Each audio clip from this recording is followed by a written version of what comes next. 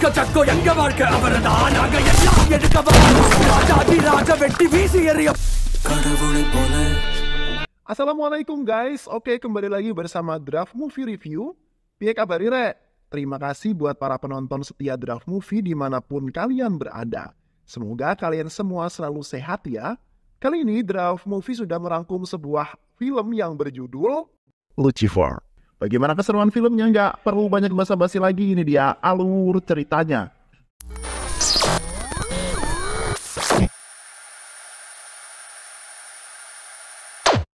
Di awal film, seorang petugas Interpol sedang mengamati laporan mengenai Quraisy Ram, seorang yang terlibat dalam perdagangan emas lintas benua. Interpol mencurigai jika Nexus berlian emas bekerja sama dengan Panglima Perang Afrika. Di sana juga terlihat gambar belakang seseorang yang diambil di Istanbul pada 7 April 2026.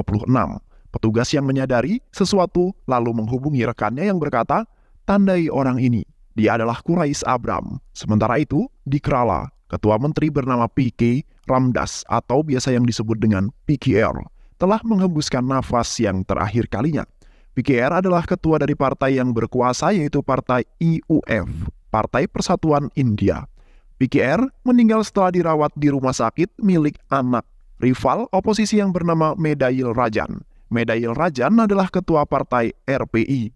Partai oposisi yang selalu berkonflik dengan Partai IUF. Sekretaris Partai IUF sekaligus pejabat para menteri yang bernama Mahesa Farma mengambil momen kematian PKR untuk menghancurkan Partai RPI. Dia mengirimkan mohan aktivis partainya untuk menggelar aksi demo dan menghasut masyarakat jika PKR pasti tewas karena dibunuh Medail.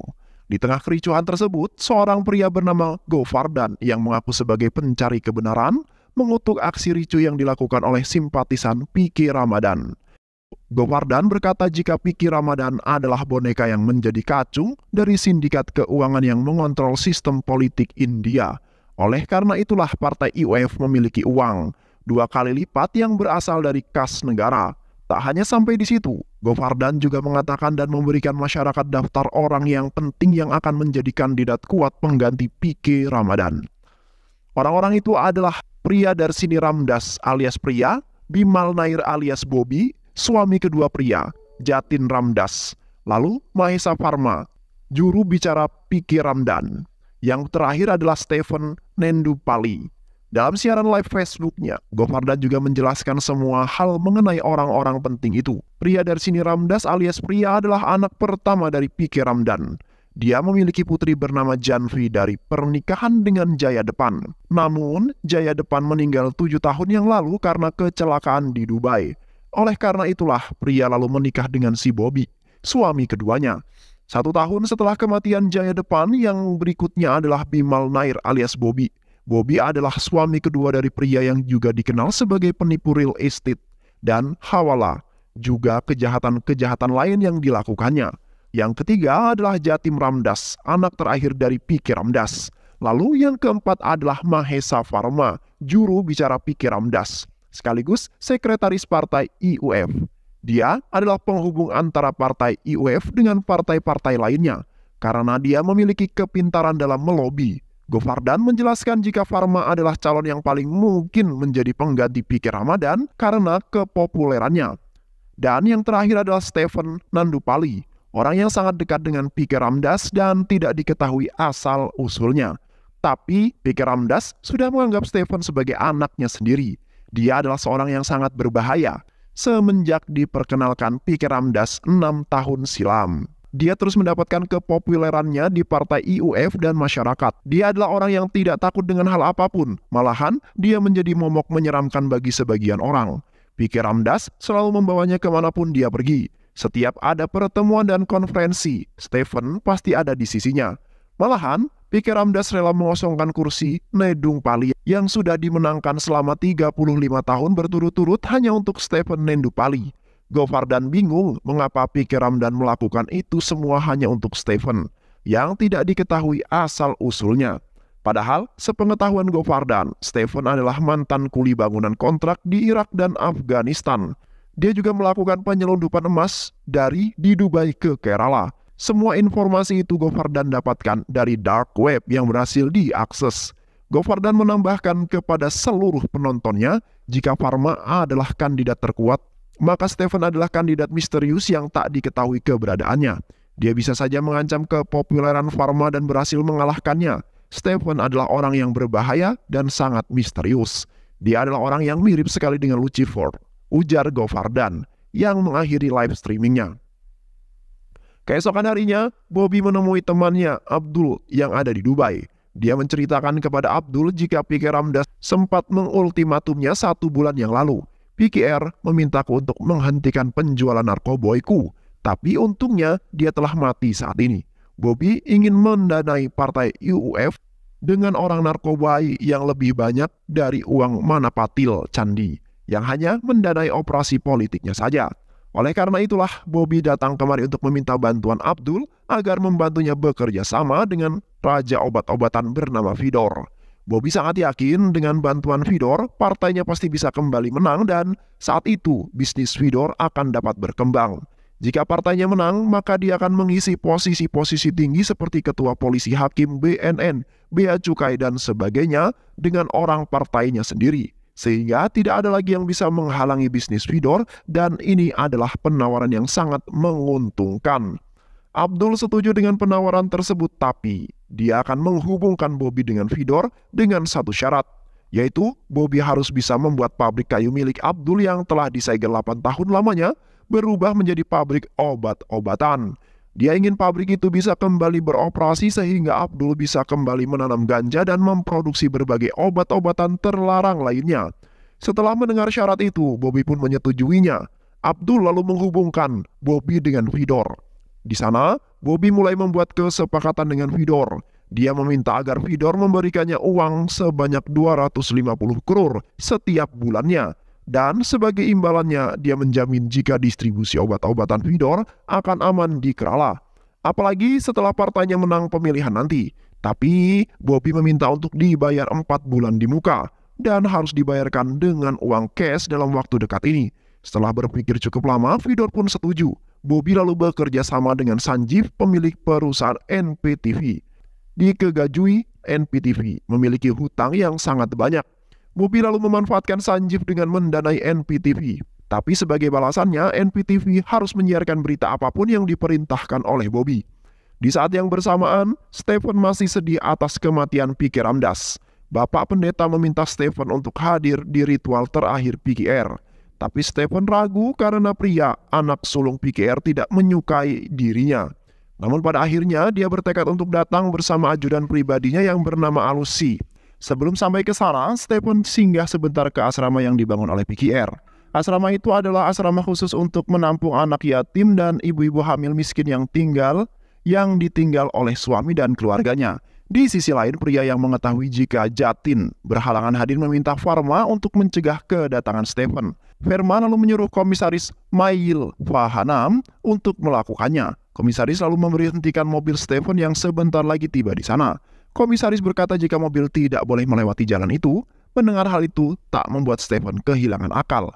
Dia lalu turun dan berkata, jika mobil tidak dibolehkan melewati jalan ini, maka aku akan jalan kaki saja. Komisaris yang mendengar hal tersebut diam dan tak bisa berkutik. Sesampainya di sana, Stephen langsung menghampiri jenazah PKR. Dia kembali mengenang masa kecilnya saat bersama PKR dan setelah itu, proses kremasi pun akhirnya dilakukan oleh pria. Di malam harinya, Bobby yang baru saja sampai ke rumahnya langsung dimarahi oleh pria. Pria bertanya dari mana saja Bobby selama ini. Bobby juga tidak hadir saat upacara pemakaman ayahnya. Bobby meminta pria untuk tetap tenang. Dia pergi dari sana bukan tanpa alasan.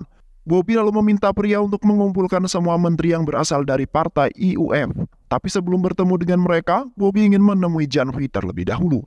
Pria sama sekali tidak curiga dengan permintaan tersebut. Bobby lalu bertemu dengan Janvi dan memberikannya Kirmanala, sebuah obat-obatan jenis baru tanpa sepengetahuan pria.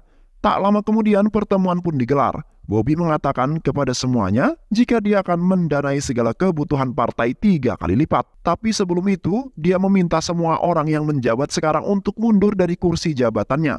Dia juga mengusulkan agar Janvi lah yang maju menjadi ketua partai di kesempatan yang lainnya. Mendengar hal tersebut, seorang menteri bernama Penambaran kesal karena Bobby dengan seenaknya membuat sebuah keputusan. Vena lalu menyarankan kepada Bobby untuk berdamai terlebih dahulu dengan Stephen, karena Manapatil Candi adalah sekutunya Stephen. Baru kemudian Bobby menceritakan maksud niatannya kepada Manapatil Candi. Baru setelah itu, Verma akan berusaha untuk meyakinkan Mahal Patil Candi untuk berpindah mendukung Bobby. Tak lama kemudian, Stephen pun datang memenuhi panggilan tersebut. Dia keberatan dengan usulan Bobby yang ingin mendanai partai dari hasil obat-obatannya. Stephen juga mengancam Bobby untuk segera menutup usahanya tersebut. Jika Bobby tetap bersikeras, maka Stephen menjamin kekalahan Bobby. Bobby yang kesal karena dihina, lalu memerintahkan Sanjeev untuk bersiap karena mereka akan menghancurkan Stephen. Sanjeev tidak tahu bagaimana cara menghancurkan Stephen, tapi Bobby menambahkan jika dia akan menyuruh seseorang untuk mengorek informasi mengenai Stephen dari Govardhan. Govardhan tidak banyak mengatakan sesuatu, tapi dia mengklaim jika Manapatil Candi didukung oleh Quraish Abram, sebuah jaringan yang mengendalikan perdagangan berlian di seluruh dunia. Tak lama kemudian, Govardhan mengajak reporter itu ke rumahnya untuk mengambil sebuah file yang mungkin akan berguna. Di sana, reporter itu melihat foto keluarganya Govardhan. Ternyata Govardhan ditinggal oleh istri dan anaknya karena dia adalah mencari kebenaran. Setelah berbincang cukup lama, Govardhan lalu menunjukkan sebuah file yang berjudul Govardhan X-File. File itu adalah file yang berisi tentang potongan-potongan informasi kejahatan yang dilakukan oleh Bobby.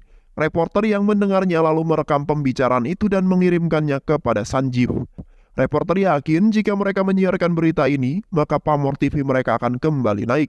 Tapi Sanjeev justru mengirimkan rekaman tersebut yang membuat Govardhan akhirnya ditangkap oleh Murugan dan aktivis partai lainnya, lalu dijebloskan ke dalam rumah sakit jiwa. Sementara itu, Bobby lalu mengirimkan sesuatu untuk pergi ke pabrik kayu milik Abdul yang akan dijadikan sebuah obat-obatan.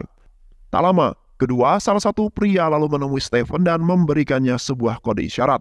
Ikutlah denganku, Pak. Ada suatu hal yang harus aku tunjukkan kepadamu. Di saat Stephen hendak pergi ke sana, Aloshi, ajudan pribadinya, juga ingin ke sana. Namun Stephen tetap meminta Aloshi untuk stay di asrama tersebut. Ternyata orang itu memberitahukan jika ada orang yang datang ke pabrik kayu. Mengetahui hal itu, Stephen ingin menghentikan mereka. Tapi mereka malah menodong Stephen dengan sebuah pistol. Stephen tanpa basa-basi lagi, lalu merebut pistol itu dan menghabisi semua orang yang ada di sana. Aloshi yang mengikutinya diam-diam hanya bisa tercengang melihatnya. Usut punya usut, ternyata Aloshi malah mengkhianati Stephen. Dia mengatakan semua informasi yang dia punya mengenai Stephen, termasuk tentang Stephen yang menghabisi semua anak buah Bobby.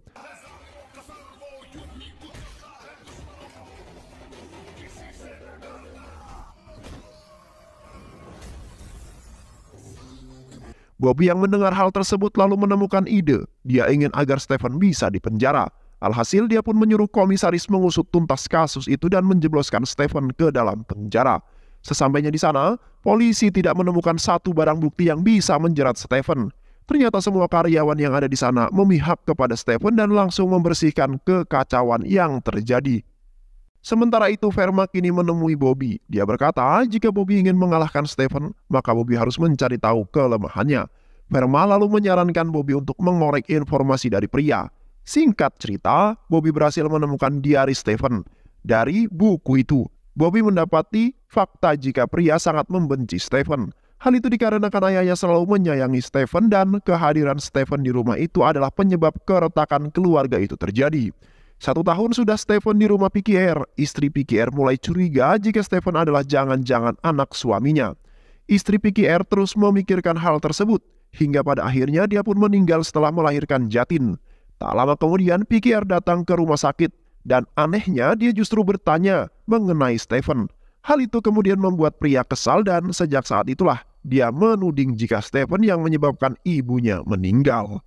PKR yang mulai menyadari jika kehadiran Stephen di rumah itu bisa menimbulkan masalah, lalu mengirimnya ke asrama Archia yang dibangunnya. Suatu hari Aparma meminta izin meninggalkan asrama kepada Stephen. Stephen yang mengetahui hal itu mencoba untuk melarang Aparma.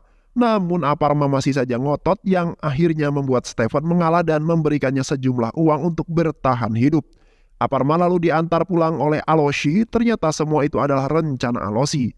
Aloshi meminta Aparma untuk segera pergi dari asrama itu. Dia juga berjanji akan menikahinya jika Aparma menyelesaikan tugasnya. Aparma lalu dibawa ke NPT TV Di sana, dia berkata jika Stephen Nendupali telah memperkaosnya dan melakukan tindakan-tindakan ilegal lainnya di asrama Acirya.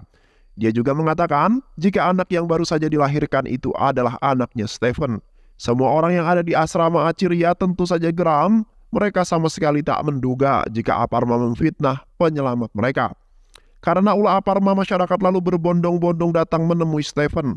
Stephen akhirnya berhasil diamankan oleh komisaris. Di sisi lain, pria sedang memarahi Janvi karena menggunakan kartu kreditnya secara berlebihan.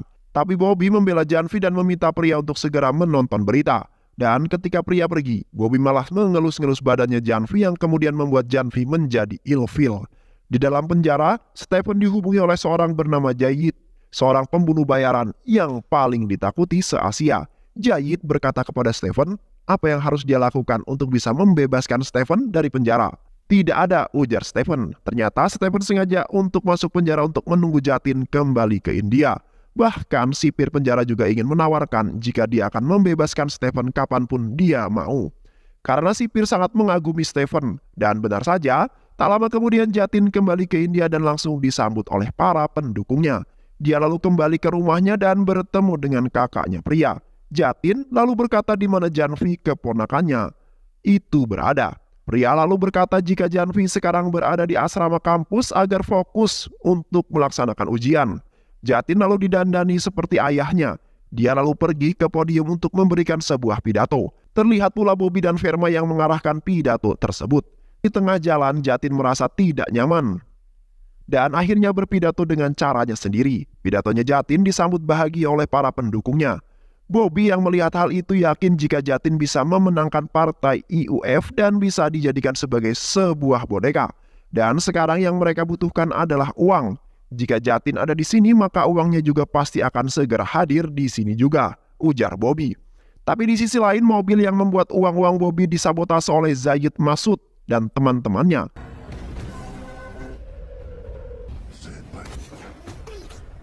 Lalu Zayid memberitahu Stephen jika misinya telah sukses.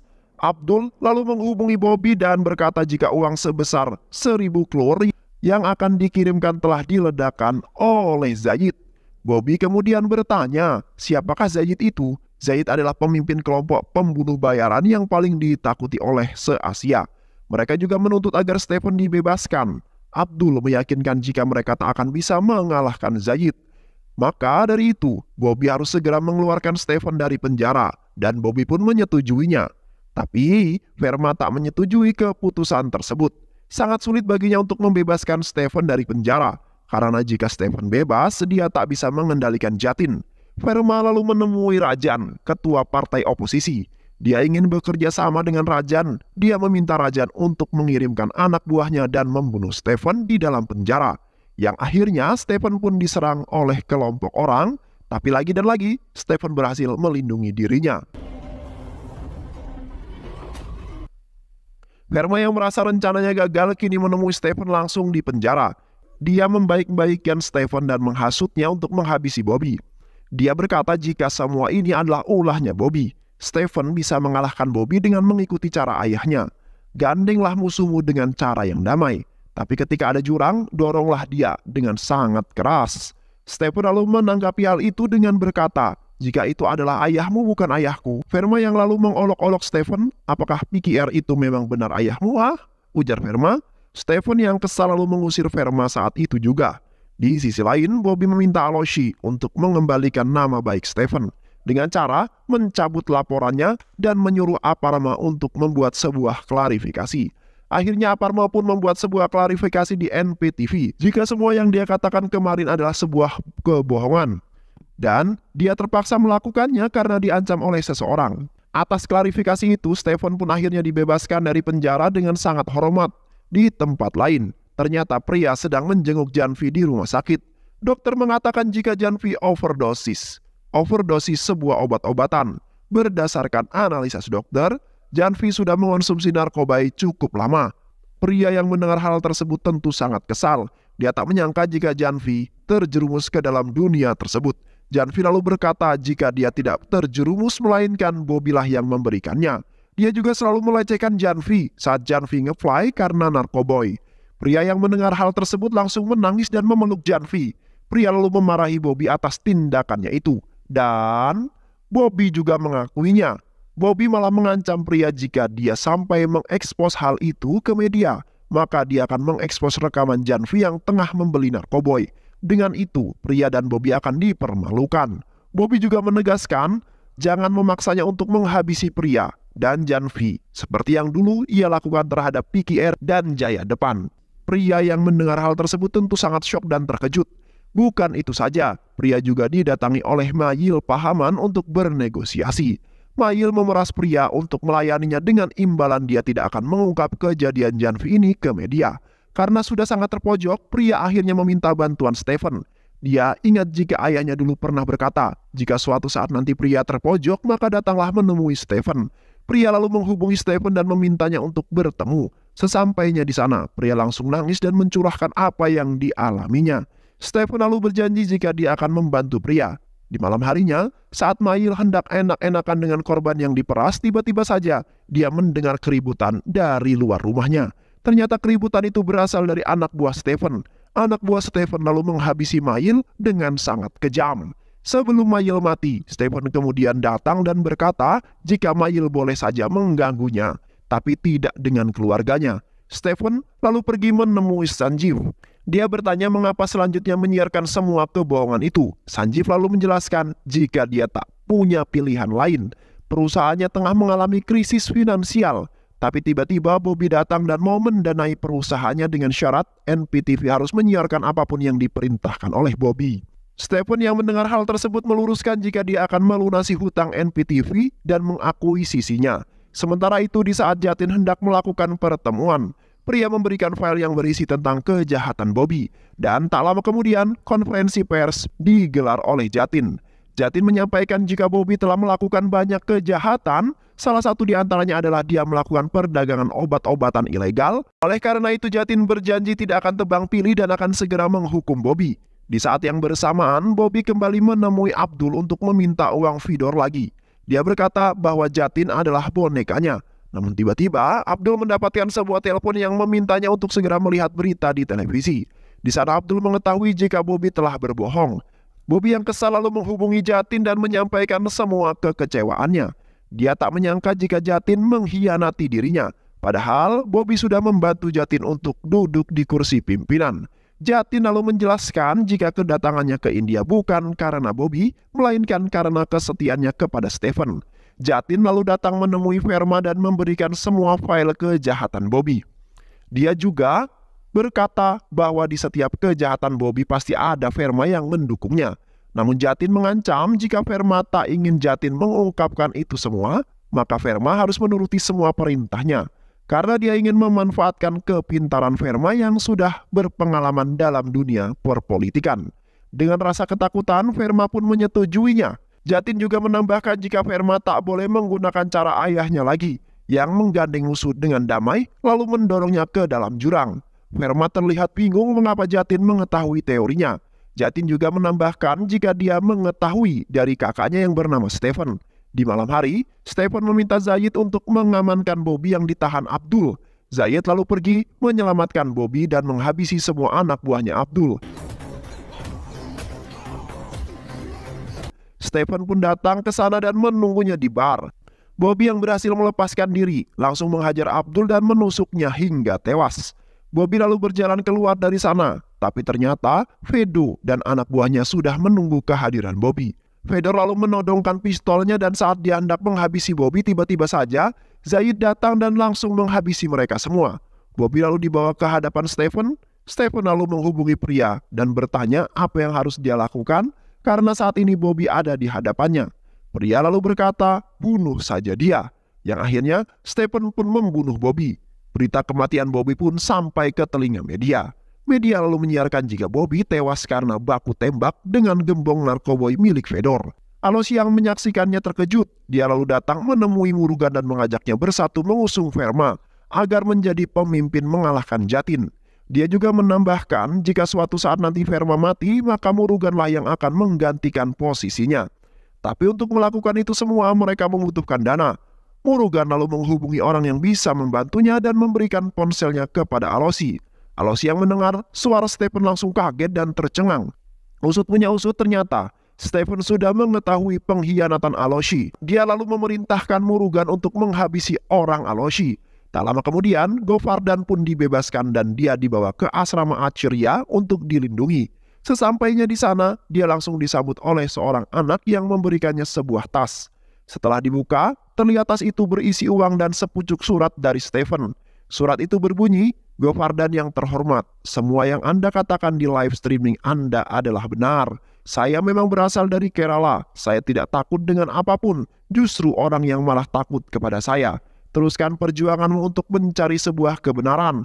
Karena negara ini butuh orang-orang berani, jujur seperti dirimu. Setelah membaca surat ini, akan ada sebuah kejutan lain untukmu."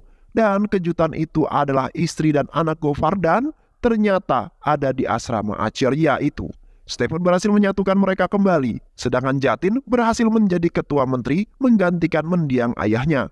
Di tempat lain, tepatnya di sebuah pelosok Rusia, Zayed dan anak buahnya tengah menunggu Stephen. Zayed lalu memberikan telepon masuk di HP-nya kepada Stephen. Ternyata telepon itu berasal dari pedagang emas Sanghani yang bertanya siapakah dirinya yang berani menghentikan perdagangannya. Stephen lalu menjawab jika dirinya adalah Quraish Ram dan film pun selesai. Terima kasih udah nonton video ini sampai akhir. Semoga kalian semua terhibur. Jangan lupa subscribe, like, comment, and share ya. Pisang habis dimakan kunti. Kunti dilepas banyak maunya. Salam undur diri dari Draft Movie. Dan terima kasih buat penonton semuanya. Draft Movie pamit. Sehat selalu. Wassalamualaikum warahmatullahi wabarakatuh.